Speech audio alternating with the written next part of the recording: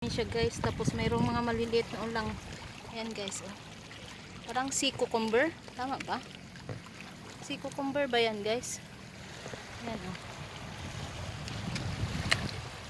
Tumatai siya ng ano eh. Pero ang laki. Mayroong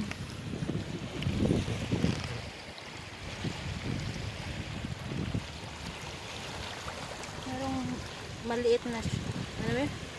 Parang maliit na lobster. Ayan oh, sobrang liit.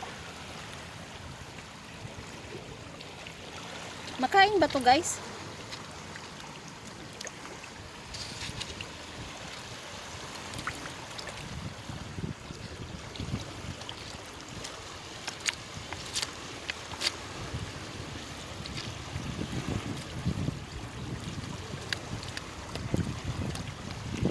Yan, tumatai siya ng ano, ng puti.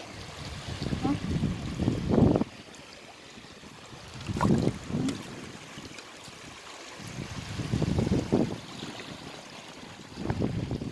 Tumatai siya ng puti guys. Hindi ko alam kung makain ba yan. Si cucumber.